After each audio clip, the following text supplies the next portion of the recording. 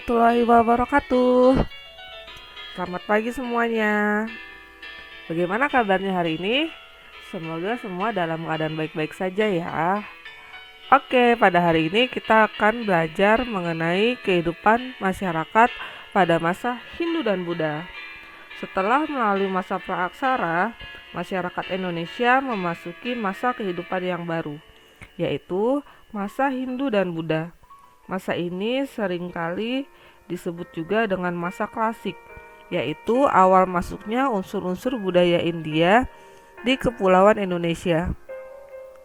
Pada masa ini, banyak kemajuan yang dicapai dalam pemikiran dan hasil-hasil budaya. Bagaimanakah perkembangan masyarakat Indonesia pada masa ini? Oke, untuk itu mari kita bahas dan perhatikan materi yang akan kita pelajari pada hari ini. Nah, kalian perhatikan peta yang ada di gambar ini. Ini adalah jalur sutra. Yang darat jalur sutra, kalau ini adalah jalur sutranya versi laut atau maritim. Jalur ini yang menghubungkan antara India dan Cina. Jadi sejak zaman dahulu kala antara India dan Cina itu sudah melakukan yang namanya perdagangan. Nah, perdagangan antara India dan Cina, jika kamu perhatikan, ini adalah melalui laut di Indonesia. Kira-kira apa ya keuntungan dan hubungan antara jalur sutra ini dengan masuknya Hindu-Buddha? Nah, semula hubungan perdagangan antara India dan Cina itu dilakukan melalui jalur darat, yaitu melalui Asia Tengah dan melalui Eropa. Komoditas utama yang mereka perdagangkan atau mereka bawa adalah sutra, wewangian, dan rempah-rempah. Sekarang coba ibu balik lagi ke gambar sebelumnya. Nah, ini awal mulanya mereka itu melakukan perjalanan dari India ke Cina atau orang Eropa ke Cina itu melalui Eropa, Asia Tengah, sampai akhirnya ke Cina. Nah, kemudian sejak awal abad Masehi, jalur ini dialihkan dari darat itu melalui lautan yang akan nantinya melalui Selat Malaka yang dekat sekali dengan Indonesia. Pelarian rute perdagangan ini telah membawa keuntungan bagi masyarakat Indonesia. Akhirnya, kepulauan Indonesia ini akan menjadi tempat transit, di mana masyarakat Indonesia juga ikut aktif dalam perdagangan sehingga terjadilah kontak di antara hubungan keduanya, yaitu hubungan antara Indonesia dengan India maupun Indonesia dengan Cina. Hubungan kedua bangsa ini menyebabkan pengaruh Hindu-Buddha yang berasal dari India berkembang juga di Indonesia. Nah, namun yang menjadi perdebatan adalah bagaimana proses masuknya Hindu-Buddha ke Kepulauan Indonesia. Yang berikutnya kita akan lihat beberapa pendapat atau teori mengenai masuknya pengaruh Hindu-Buddha di Indonesia.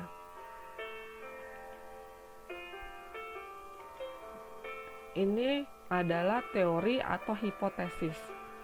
Jadi ada 5 teori atau hipotesis mengenai masuknya agama Hindu-Buddha di Indonesia. Karena hipotesis itu artinya adalah dugaan sementara. Jadi walaupun ini dugaan, tapi banyak berasal dari penelitian. Kita lihat ada dugaan apa aja. Yang pertama adalah ada hipotesis Waisa. Ini yang menyatakan hipotesis Waisa adalah N.J. Crom. Waisa itu artinya adalah pedagang. Jadi menurut hipotesis Waisa, agama Hindu-Buddha di Indonesia itu dibawa oleh pedagang dari India. Bagaimana prosesnya pedagang India bisa membawa agama Hindu-Buddha? Jadi jika kamu ingat, zaman dulu para pedagang dari India itu berdagang di Indonesia. Berdagang ke Cina kan melalui Indonesia. Ketika berdagang ini, mereka bisa singgah dalam jangka waktu yang cukup lama karena ingin menyesuaikan dengan angin musim yang bisa membawa mereka ke tempat tujuannya. Ketika mereka menetap di Indonesia, itu terjadilah perkawinan antara para pedagang dari India dengan wanita Indonesia, yang akhirnya di sini membawa pengaruh kebudayaan India menyebar dan menyerap ke kehidupan masyarakat Indonesia. Jadi diingat ya, hipotesis Vaisa itu adalah berasal dari para pedagang di India yang menetap menyesuaikan angin. Kemudian hipotesis Brahmana yang mengungkapkan adalah J.C. Fendler. Nah, kalau Brahmana itu artinya adalah para pendeta atau penyebar agama. Hipotesis Brahmana menyatakan bahwa yang menyebarkan Hindu Buddha di Indonesia itu dibawa oleh golongan Brahmana. Pendapat ini didasarkan pada pengamatan terhadap sisa-sisa penanggalan kerajaan Hindu Buddha di Indonesia. Jadi selama sisa kerajaan Hindu Buddha itu ada peninggalan-peninggalannya kan. Nah, pada peninggalan tersebut terdapat prasasti-prasasti yang menggunakan bahasa Sanskerta dan huruf Pallawa, di mana bisa dinyatakan orang-orang yang bisa menggunakan bahasa dan huruf itu hanyalah para golongan Brahmana. Jadi pendapat ini dilihat dari prasasti yang ditinggalkan oleh kerajaan Hindu-Buddha. Oleh karena itu, agama Hindu-Buddha di Indonesia diduga dibawa oleh para golongan Brahmana atau para pendeta. Lalu hipotesis ksatria ini menurut ada 3 orang ilmuwan yang menyatakan hipotesis ksatria. Yang pertama adalah C.C. Burke. C.C. Burke mengatakan bahwa agama Hindu-Buddha di Indonesia dibawa oleh ksatria India yang turut menyebarkan agama Hindu-Buddha. Para ksatria ini terlibat konflik dalam masalah perebutan kekuasaan Indonesia. Jadi dia kayak ikut perang mengambil kekuasaan di Indonesia. Kemudian para ksatria ini banyak yang memperoleh kemenangan di suatu daerah di Indonesia yang bertikai. Sehingga sebagai hadiah dari kemenangan tersebut, maka para ksatria itu dinikahkan oleh salah satu putri kepala suku atau anak raja. Kemudian hasil dari pernikahan tersebut menyebarkan tradisi Hindu-Buddha kepada keluarga yang dinikahi, sehingga berkembanglah Hindu-Buddha dalam kerajaan Islam, dalam kerajaan di Indonesia. Nah, itu menurut C.C. Burke ya, ksatria, hipotesis ksatria. Kemudian kalau menurut Mukherjee itu sama, cuma bedanya prosesnya di sini adalah ksatria yang berasal dari India membawa pengaruh kebudayaan Hindu-Buddha di Indonesia, kemudian membangun koloni-koloni yang berkembang menjadi kerajaan. Jadi kayak membangun kelompok-kelompok yang nanti jadi kerajaan Hindu-Buddha. Kemudian kalau menurut J.L. Muns, ini pendapatnya adalah dilihat dari situasi Indonesia pada awal abad ke-5, bahwa pada saat itu terjadi banyak warga kerajaan yang terletak di India Selatan itu mengalami kehancuran, sehingga nanti yang mengalami kehancuran akan melarikan diri. Salah satunya adalah melarikan diri ke Indonesia sehingga menciptakan kerajaan baru di Indonesia. Nah, itu hipotesis ksatria menurut 3 para ahli. Sama menurut ksatria itu adalah bangsawan atau prajurit. Berikutnya adalah hipotesis terakhir, yaitu hipotesis arus balik yang diungkapkan oleh F.D. Krabos. Kalau menurut hipotesis arus balik ini, jadi seperti namanya, orang Indonesia itu sejak dahulu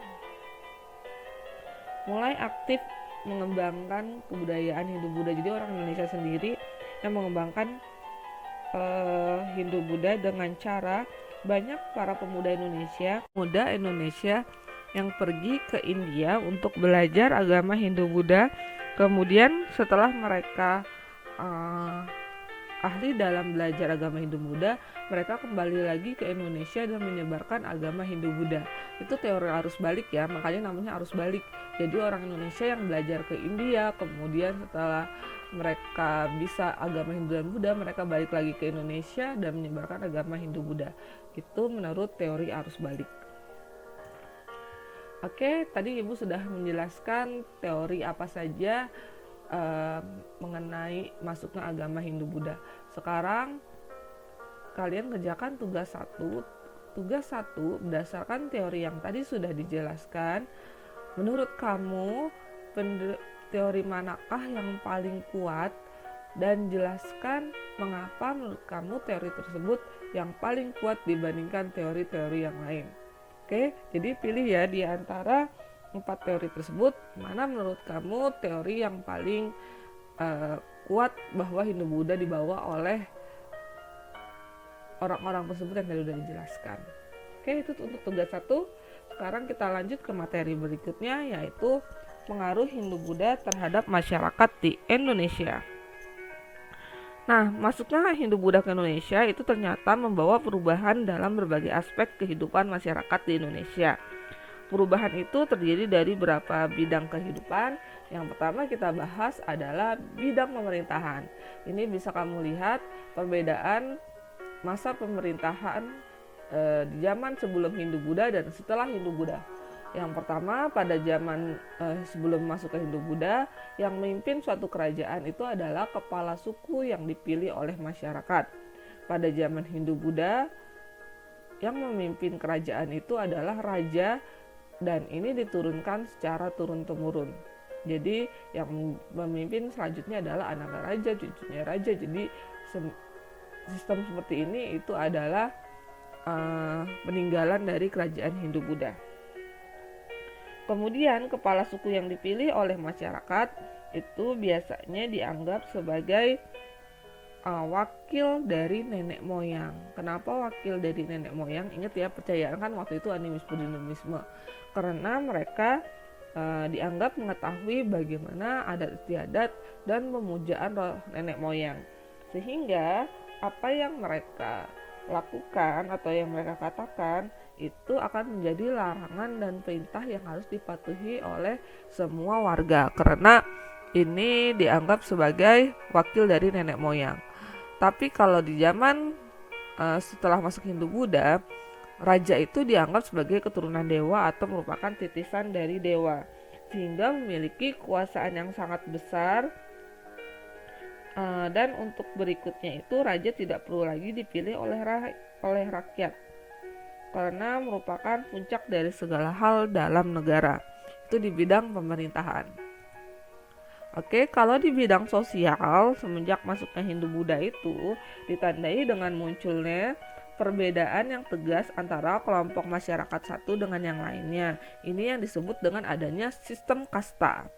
Jadi yang paling terlihat itu adalah sistem kasta yang ada di masyarakat Hindu ya. Bisa kamu lihat, sistem kasta ini merupakan membedakan fungsi masyarakat antara satu dengan yang lain. Misalnya, yang paling tinggi ini adalah Brahmana. Brahmana itu berarti dia golongan yang paling tinggi, yang paling pertama. Mereka adalah para pendeta yang menyebarkan agama atau memimpin upacara keagamaan. Kemudian yang berikutnya adalah ksatria. Ini adalah para bangsawan dan para prajurit. Kemudian yang ketiga adalah waisa. Ini adalah golongan pedagang. Kemudian yang paling bawah itu adalah sudra, yaitu golongan terendah, yaitu adalah rakyat biasa. Nah, pembagian kasta ini berdampak pada setiap kasta memiliki hak yang berbeda-beda dalam hal pewarisan harta, pemberian saksi, maupun kedudukan di dalam pemerintah. Yang berikutnya di bidang ekonomi. Di bidang ekonomi ini semenjak adanya jalur perdagangan laut yang menghubungkan India dan Cina, maka ekonomi yang ada di Kepulauan Indonesia ini berkembang pesat. Yang merupakan menjadi jalur perdagangan yang ramai itu biasanya di wilayah Sumatera, pantai timur Sumatera, yang banyak disinggahi oleh para pedagang dari India dan Cina. Kemudian karena hal tersebut muncullah pusat-pusat perdagangan yang nantinya berkembang menjadi kerajaan. Jadi jika kamu perhatikan nanti rata-rata kerajaan-kerajaan besar Hindu-Buddha itu letaknya di daerah pesisir, daerah yang ramai, yang disinggahi oleh banyak pedagang. Nah, jadi muncullah kerajaan itu karena ada perdagangan antara India dan Cina. Berikutnya adalah di bidang agama. Nah, di bidang agama, lanjutan dari peristiwa sebelumnya, karena ada pusat-pusat perdagangan di Indonesia, terjadilah juga pusat-pusat Hindu-Buddha atau pusat-pusat kerajaan Hindu-Buddha. Sehingga terjadilah penyebaran agama Hindu-Buddha di berbagai wilayah sesuai dengan cakupan kerajaannya. Dan banyak masyarakat Indonesia yang akhirnya menganut agama Hindu-Buddha setelah sebelumnya bangsa Indonesia itu memiliki kepercayaan terhadap roh-roh nenek moyang yang sudah ada sejak masa praaksara. Nah, ini tadi yang sudah dijelaskan hubungan sama sebelumnya di bidang agama, karena ada pusat-pusat kerajaan, maka kerajaan tersebut ini nanti akan menjadi pusat persebaran agama Hindu-Buddha. Lalu di bidang seni bangunan ini adalah mengenai akulturasi kebudayaan. Jadi setelah sebelumnya Indonesia itu memiliki kebudayaan asli yang dibawa sejak zaman masa prakasara, kemudian bersatu dengan masuknya unsur agama Hindu budaya, sehingga terjadi akulturasi kebudayaan baru yang memiliki ciri khas. Jadi walaupun kebudayaan Indonesia ini terpengaruh oleh wilayah India dan Cina, tapi ada ciri khas sendiri, yaitu ciri khas Indonesia, karena Indonesia dari sebelumnya pun memiliki kebudayaan yang cukup tinggi. Yang pertama adalah mengenai seni bangunan. Jika kamu perhatikan, seni bangunan di Candi Hindu dan Candi Buddha itu agak berbeda dengan wilayah di negara lain yang ada di Indonesia, ya, terutama yang ada di Sumatera, Jawa, dan Bali. Bentuk akulturasinya dengan budaya dari bangsa India, jika kamu lihat, adalah contoh yang paling besar, bentuk bangunan Candi Borobudur. Nah, Candi Borobudur ini bentuknya itu adalah seperti punden berundak, jadi berundak-undak kan. Nah, jika kamu ingat, punden berundak itu adalah bangunan peninggalan dari wilayah dari masa Megalitikum. Jadi itu ciri khas dari Indonesia. Jadi candinya terpengaruh dari zaman praaksara. Kemudian berikutnya adalah di bidang seni patung. Nah, di candi-candi tersebut jika kamu perhatikan itu terdapat banyak arca-arca, seperti di Candi Prambanan ada patung Roro Jonggrang, ada patung Arlangga, kemudian juga ada patung Kendedes.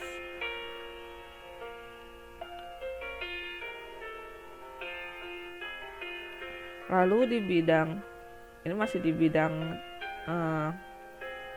seni ukir, tapi ini adalah relief-relief yang banyak terjadi di candi-candi yang menceritakan tentang patung atau arca raja, yang dianggap raja itu tadi merupakan titisan para dewa ya. Lalu berikutnya di bidang sastra dan aksara. Nah,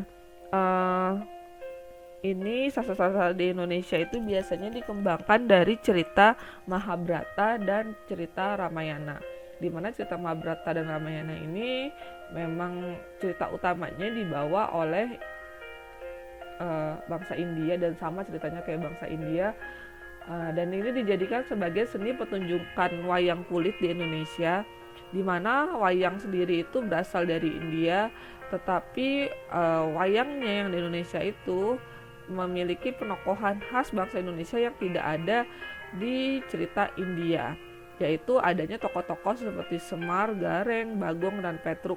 Itu ciri khas Indonesia banget, karena di India ini tidak ada tokoh-tokoh seperti ini. Sara itu dengan adanya bahasa dan huruf-huruf India yang masuk ke Indonesia, seperti huruf Palawa, huruf Pranagi, dan huruf Dewanagari. Nah, itulah tadi penjelasan mengenai proses masuknya agama Hindu-Buddha ke Indonesia. Sekarang Ini tadi contoh tokoh-tokoh yang khas Indonesia. Ini adalah contoh bahasa Sanskerta yang ditulis dengan huruf Pallawa. Nah, berikutnya adalah tugas 2. Di tugas 2 di sini kamu cukup menjelaskan kira-kira contoh pengaruh Hindu-Buddha terhadap masyarakat Indonesia di bidang pemerintahan apa, di bidang sosial apa, di bidang ekonomi apa, di bidang agama apa, di bidang budayaan apa. Kamu cukup berikan contoh minimal satu saja. Yang tadi sudah Ibu jelaskan semuanya satu persatu. Tinggal kamu pindahan ke kolom ini. Oke, kita ke materi berikutnya ya. Materi berikutnya adalah kerajaan-kerajaan Hindu-Buddha di Indonesia yang merupakan salah satu bukti adanya pengaruh kebudayaan Hindu-Buddha di Indonesia. Pada masa pemerintahan kerajaan-kerajaan ini, tradisi agama dan kebudayaan Hindu-Buddha di Kepulauan Indonesia berkembang dengan pesat. Kita akan belajar mengenai kapan berdirinya kerajaan tersebut, terus pengaruh apa saja yang dibawa, dan bagaimana kehidupan sosial, ekonomi, dan budaya kerajaan tersebut. Oke, kita pelajari kerajaan yang pertama, yaitu Kerajaan Kutai. Kerajaan Kutai ini diduga sudah berdiri pada masa awal abad ke-15 atau pada 400 Masehi. Nah, Kerajaan Kutai ini terletak di daerah Kertanegara, Kutai Kertanegara. Kalau zaman sekarang masih sama nama wilayahnya Kertanegara. Kemudian terletaknya di sekitar Sungai Mahakam yang terletak di daerah Kalimantan Timur. Raja pertamanya yang berasal dari Kerajaan Kutai adalah Kerajaan Kundungga, kemudian digantikan oleh Aswamarman. Oke, perlu diingat biasanya yang sering keluar di dalam cerita kerajaan ini, tokoh-tokohnya adalah biasa raja pertama dan raja yang ada pada masa keemasan atau kejayaannya itu pada masa raja siapa. Nah, prasasti peninggalan Kerajaan Kutai ini namanya adalah Prasasti Yupa yang banyak ditemukan di sekitar Sungai Mahakam, Kalimantan Timur. Nah, ini tadi kan peta Kerajaan Kutai. Kalau dilihat dari seluruh pulau Kalimantan, Kutai itu kekuasaannya di sekitar sini, daerah Kalimantan Timur. Nah, ingat tadi Ibu sudah jelaskan peninggalannya adalah berupa prasasti, yaitu namanya Prasasti Yupa. Nah, pada Prasasti Yupa itu yang ditemukan ada 7 prasasti. Jadi Yupa itu bentuknya seperti tiang batu ya. Nah, Yupa ini fungsinya dahulu sebagai tiang untuk menebatkan hewan yang akan dikurbankan. Jadi menebatkan itu kayak ngiket tali hewan gitu yang akan dikurbankan. Nah, pada prasasti Yupa tersebut dikatakan bahwa Raja Mulawarman yang memerintahkan Kerajaan Kutai pada saat itu menyumbangkan sekitar 20.000 ekor sapi pada kaum Brahmana. Nah, karena di prasasti tersebut dikatakan seperti itu, maka dapat diduga bahwa masa keemasan Kerajaan Kutai itu adalah pada masa Raja Mulawarman. Ingat ya, tadi Ibu udah nyebutin 3 raja yang ada pada Kerajaan Kutai, yaitu raja pertamanya Kundungga, kemudian digantikan oleh Asmawarman, kemudian masa kemasannya pada masa Raja Mulawarman. Nah, ini adalah rangkuman Kerajaan Kutai. Nah, kehidupan politiknya diduga berdasarkan prasasti Yupa bahwa masa kemasannya pada Kerajaan Mulawarman. Mulawarman itu adalah anaknya dari Asmawarman dan cucu dari Kundungga. Nah, di dalam prasasti tersebut juga bisa diduga bahwa kehidupan ekonomi pada masa Kerajaan Kutai itu bermata pencarian sebagai bertani, yaitu sawah dan berladang, serta melakukan perdagangan. Kemudian kehidupan sosialnya mulai hidup teratur karena sudah ada sistem kasta. Kehidupan budaya dan agamanya diduga raja itu memiliki hubungan erat kepada kaum Brahmana. Buktinya adalah dengan adanya catatan bahwa Raja Mulawarman itu memberikan sumbangan berupa 20.000 ekor sapi. Nah, ini adalah contoh prasasti Yupa seperti ini bentuknya. Seperti batu nisan, terus ada tulisan-tulisannya. Nah, ini lebih jelasnya prasasti Yupa. Dan ini secara garis dekat. Jadi ada tulisannya ya pakai bahasa Sanskerta dan huruf Pallawa. Oke. Oh iya, kerajaan Kutai adalah kerajaan Hindu tertua di Indonesia. Jadi kalau ada pertanyaan apa kerajaan tertua di Indonesia, itu adalah kerajaan Kutai. Berikutnya adalah kerajaan Tarumanagara. Kalau tadi Kutai itu tertua di Indonesia, sedangkan kalau kerajaan Tarumanagara adalah kerajaan tertua di Pulau Jawa. Ingat kalau ini yang di Pulau Jawa. Kerajaan Tarumanagara ini diduga mulai berdiri sekitar abad ke-5 atau awal tahun 400-an Masehi dan sampai abad ke-7. Jadi eksisnya dari abad ke-4 sampai abad ke-7. Nah, kerajaan Tarumanagara ini didirikan oleh Diraja Guru Jaya Singawarman pada tahun 358 Masehi yang kemudian digantikan oleh anaknya yang bernama Dharmawayarman. Kerajaan Tarumanagara ini coraknya adalah Hindu dan letaknya itu di sekitar Sungai Cisadane dan Sungai Citarum sebelah timur. Jadi ini kerajaannya kalau zaman sekarang berarti letaknya yaitu daerah Banten dan Jawa Barat ya. Kemudian raja yang paling terkenal pada kerajaan Tarumanagara adalah kerajaan Purnawarman. Peninggalannya dari kerajaan Tarumanagara itu ada 7 prasasti yang ditulis dalam bahasa Sanskerta, yaitu prasasti Ciareten, prasasti Kebon Kopi, prasasti Jambu, prasasti Muara Ciantem, prasasti Tugu, prasasti Pasir Awi, dan prasasti Lebak. Nah, kemudian juga ada peninggalan sejarah lainnya berupa saluran irigasi yang ada di Sungai Gomati, kemudian Arca Wisnu Cubadaya 1 dan 2 dan Arca Rajarsi. Itu adalah peninggalan dari kerajaan Tarumanagara. Nah, kehidupan politik diduga pada masa dari prasasti Ciareten itu tertuliskan bahwa Raja Purnawarman itu dikenal sebagai raja yang gagah dan berani dan dianggap merupakan titisan dari Dewa Wisnu. Itu berdasarkan prasasti Ciareten jadi dituliskan seperti itu ya. Kemudian kalau kehidupan ekonomi berdasarkan prasasti Tugu itu tertuliskan bahwa pada masa itu diperintahkan untuk menggali Sungai Gomati dan Candragana. Disimpulkan bahwa pada zaman dahulu kala banget itu kan sudah dibangun sistem irigasi, maka pertanian dan perikanan di kerajaan Tarumanagara itu berkembang dengan pesat dan sudah teratur. Kemudian sudah mengenal peternakan sapi dan kerbau. Untuk kehidupan sosial sendiri itu sudah diatur dengan baik dan buktinya adalah dengan adanya sistem kasta.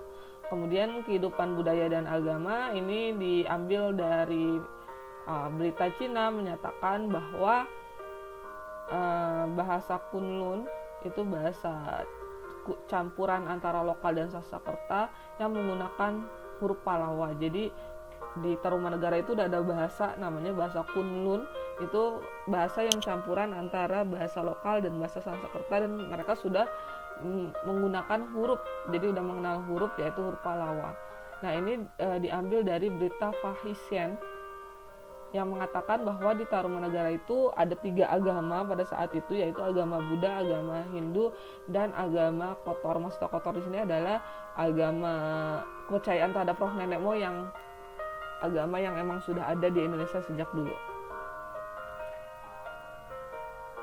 Nah, kerajaan Tarumanagara ini itu diduga runtuh sejak abad ke-7 Masehi. Karena setelah abad ini sudah tidak ditemukan lagi prasasti-prasasti yang mengatakan bahwa adanya kerajaan Tarumanagara. Jadi kita kan tahu kerajaan ini buktinya dari prasasti kan yang ditinggal.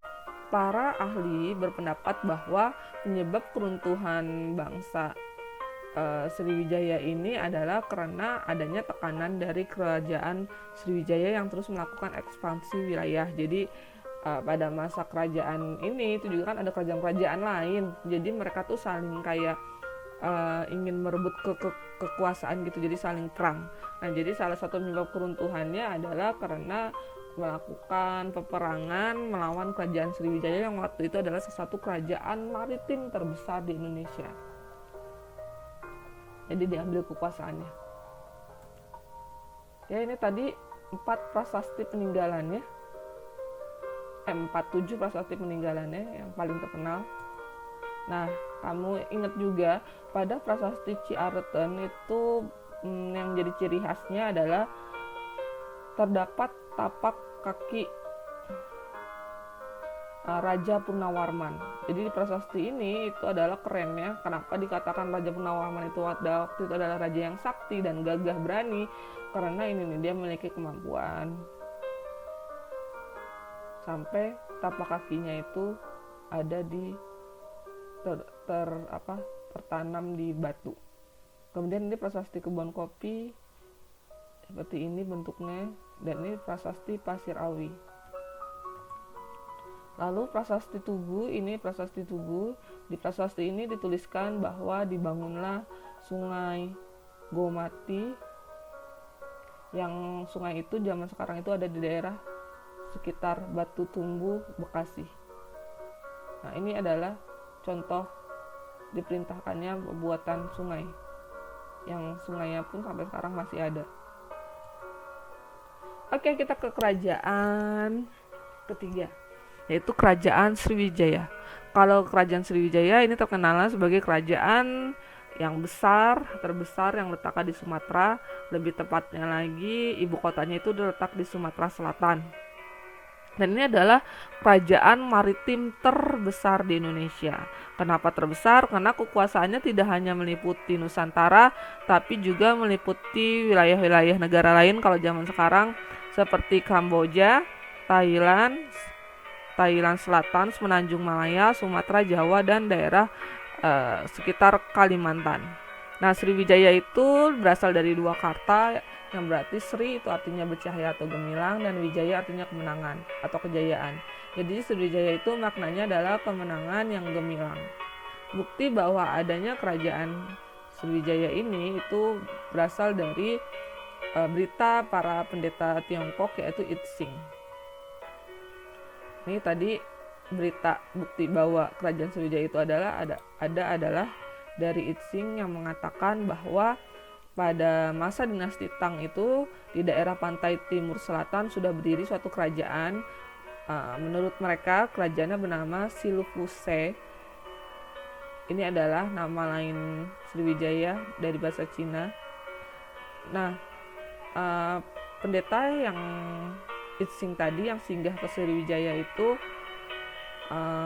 datang untuk ke Sriwijaya untuk menerjemahkan kitab suci agama Buddha di bawah bimbingan pendeta namanya Sakyakirti. Jadi salah satu pendeta yang terkenal di Sriwijaya itu namanya Sakyakirti. Oh ya, Sriwijaya ini kerajaannya Coraka Buddha ya.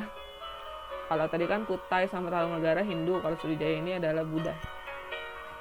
Kemudian berita lainnya bahwa adanya kerajaan Sriwijaya itu berasal dari berita Arab yang mengatakan bahwa ada negara yang namanya Zabak. Zabak itu adalah nama lain Sriwijaya dari bahasa Arab, yang dikemukakan oleh Ibn Khordadbeh bahwa Raja Zabak ini adalah menghasilkan emas setiap tahunnya sekitar 206 kg emas, karena dia masa kerajaan yang lumayan besar gitu.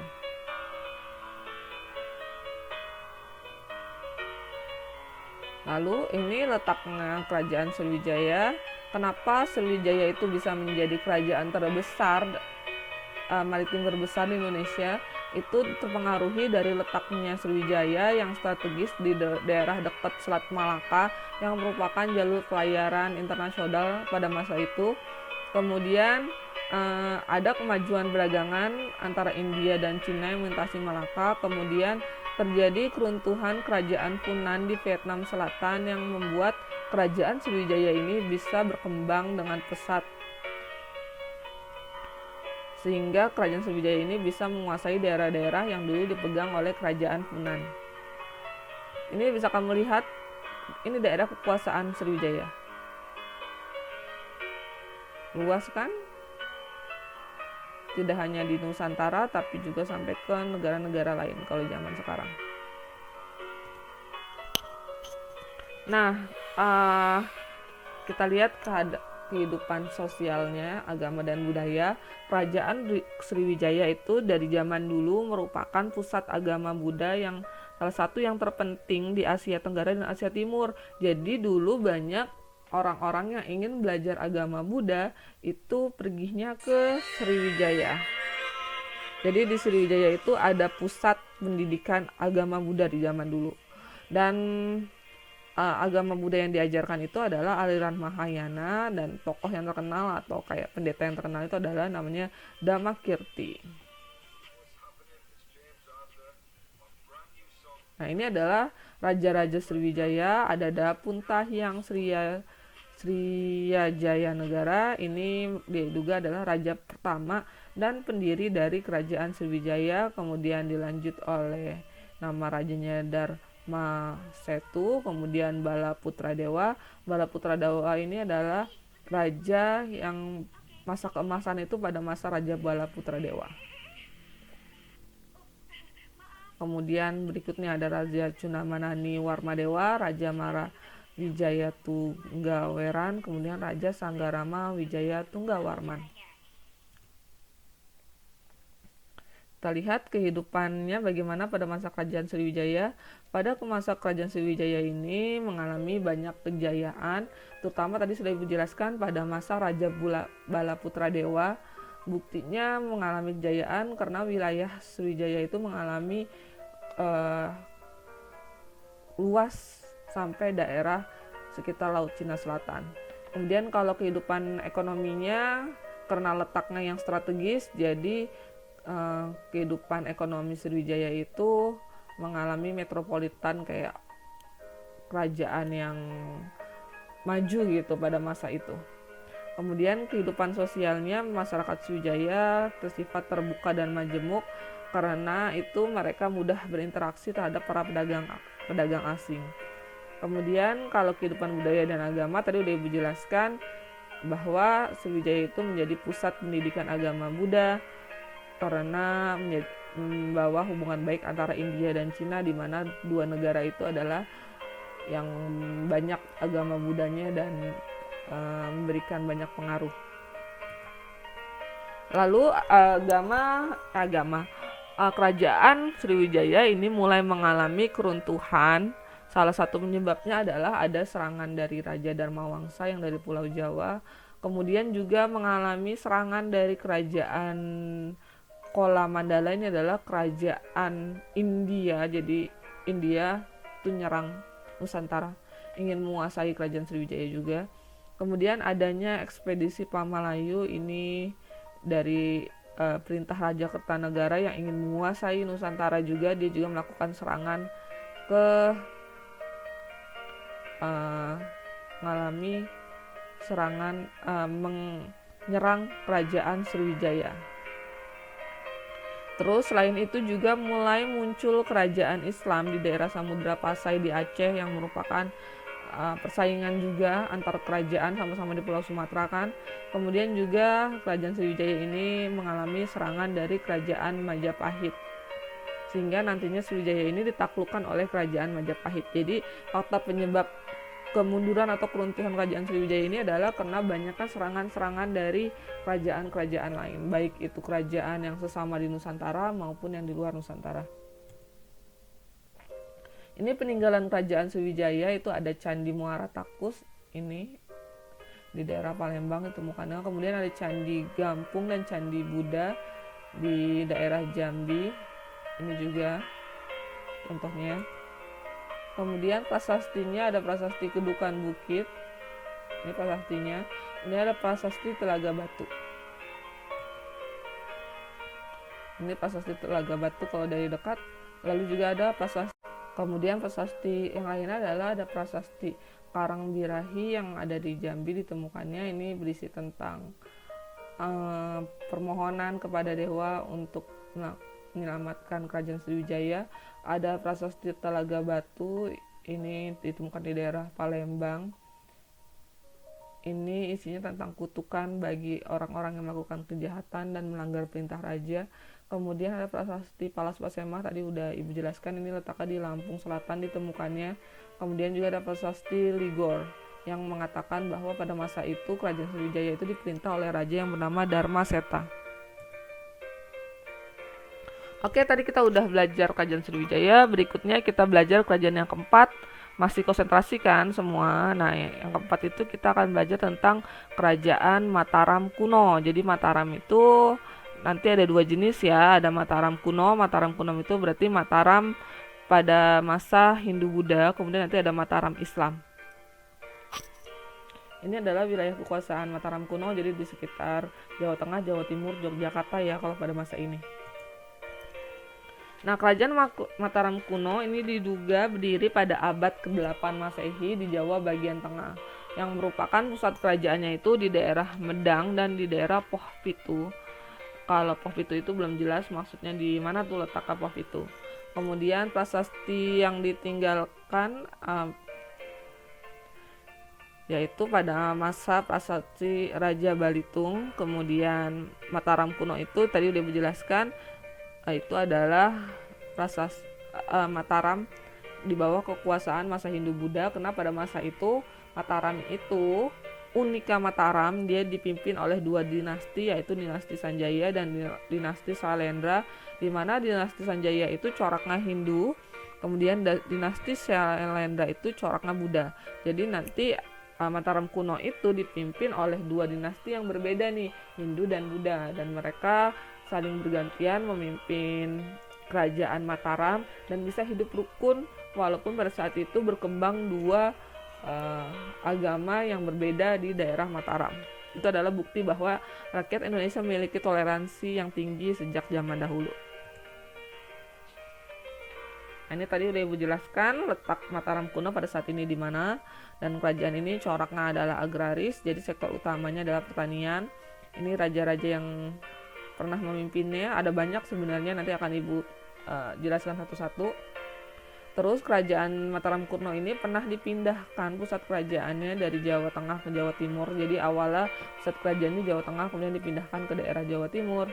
Salah satu penyebabnya itu adalah karena ibu kota kerajaan Mataram itu dulu letaknya di daerah sekitar Gunung Merapi, dan sedangkan pada saat itu Gunung Merapi itu sering terjadi bencana alam gunung meletus sehingga harus dipindahkan ke daerah lain. Nah, ketika beralih pusatnya di Jawa Tengah ke Jawa Timur itu pada masa ketika dipimpin oleh Empu Sendok. Baru setelah pindah ke Jawa Timur itu dipimpin oleh Airlangga. Dan ini adalah kerajaan yang sangat mempertahankan sistem kasta. Kemudian peninggalan yang terkenal adalah berupa Candi Borobudur. Jadi Candi Borobudur itu peninggalan dari kerajaan Mataram kuno. Nah, masa kejayaan kerajaan Mataram kuno itu adalah pada masa dipimpin oleh Raja Dyah Balitung. Nah, pada masa ini di bidang politik, pemerintahan ekonomi, agama, dan kebudayaan mengalami banyak kemajuan. Kemudian pada masa kerajaan Dyah Balitung ini juga dibangun Candi Prambanan. Nah, ini adalah raja-raja Mataram kuno. Ini kalau dinasti Sailendra yang jadi rajanya, yang pernah jadi rajanya siapa aja ini namanya. Ini dinasti Sanjaya yang pernah menjadi rajanya dari dinasti ini namanya. Kemudian nanti ada dinasti baru yaitu yang dicetuskan oleh Empu Sendok, ini adalah dinasti Isana. Ini nama-nama yang pernah memimpinnya dari dinasti Isana. Nah, kita lihat bagaimana kehidupan kerajaan Mataram kuno. Pada masa ini kehidupan politiknya ada dua dinasti, tadi udah dijelaskan, dinasti Sanjaya dan dinasti Sailendra. Kemudian kehidupan ekonominya di sektor agraris, peternakan, kerajinan, dan perdagangan. Kemudian kehidupan sosialnya itu memiliki hubungan yang baik dengan kerajaan di luar negeri, terutama saudagar-saudagar dari Cina. Kemudian kehidupan budaya dan agamanya itu berjalan dengan baik agama Hindu dan Buddha. Buktinya dengan ada peninggalan candi yang terkenal, Hindu Candi Prambanan, sedangkan Buddha itu adalah Candi Borobudur.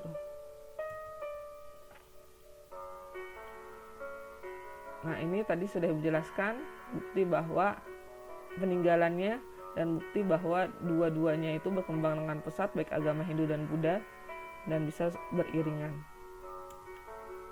Nah, penyebab runtuhnya kerajaan Mataram kuno itu diduga pertama karena kerajaan Mataram ini letaknya tuh kayak di tengah-tengah Pulau Jawa, sehingga mereka itu tidak memiliki pelabuhan laut sehingga sulit berhubungan dengan dunia luar, sehingga tidak berkembang seperti kerajaan-kerajaan sebelumnya yang letaknya di daerah pesisir. Kemudian kerajaan Mataram sendiri pun karena tadi Ibu udah jelaskan dia banyak terjadi bencana alam yaitu letusan Gunung Merapi. Kemudian juga mendapat ancaman serangan dari kerajaan Sriwijaya yang juga ingin menguasai daerah sekitar Pulau Jawa. Itu menyebab runtuhnya kerajaan Mataram kuno. Nah, ini peninggalan kerajaan Mataram kuno, ada candi-candi, banyak candinya yang terkenal juga. Ini prasasti yang terkenal di peninggalan dari kerajaan Mataram kuno, dinasti Sanjaya. Kalau yang ini berasal dari dinasti Sailendra. Nah, oke, kita sudah mulai masuk tugas 3. Di tugas 3 ini tadi kan Ibu sudah menjelaskan kerajaan-kerajaan corak Hindu Buddha ada apa aja. Kemudian kamu tuliskan ini letaknya lokasinya di kota apa dan zaman sekarang, mungkin ada di wilayah provinsi mana zaman sekarang. Kemudian untuk raja-rajanya kamu cukup tuliskan raja pertamanya siapa dan mengalami masa keemasan pada raja siapa. Kemudian ciri khas kekerajaan, misalnya yang aku inget banget dari Kutai itu apa, yang aku inget banget dari Tarumanegara itu apa gitu. Ini yang ciri khasnya. Kemudian penyebab keruntuhan, khusus Kutai penyebab keruntuhannya cuma 1. Kemudian kalau yang lainnya minimal 2. Terus kalau peninggalan silakan kamu boleh nyebutin berupa arca kah, berupa candi kah, itu terserah, sebutin nama candinya atau nama arcanya, semua minimal 3. Kecuali Kutai ya, Kutai itu peninggalannya cuma 1. Oke, ini tugas 3. Di tugas 3 kamu boleh bentuknya enggak tabel, tapi dideskripsikan. Oke, jadi hari ini tugasnya ada 3, tugas 1, 2, dan 3. Tolong dikerjakan baik-baik semuanya. Oke, tidak terasa kita sudah sampai di penghujung pembelajaran hari ini. Terima kasih buat teman-teman yang sudah mendengarkan pembelajaran hari ini dari awal sampai akhir. Semoga apa yang Ibu sampaikan hari ini bisa manfaat buat kita semua. Terima kasih buat semuanya. Kita ketemu lagi minggu depan. Semoga semua dalam keadaan sehat walafiat. Tetap semangat. Wassalamualaikum warahmatullahi wabarakatuh.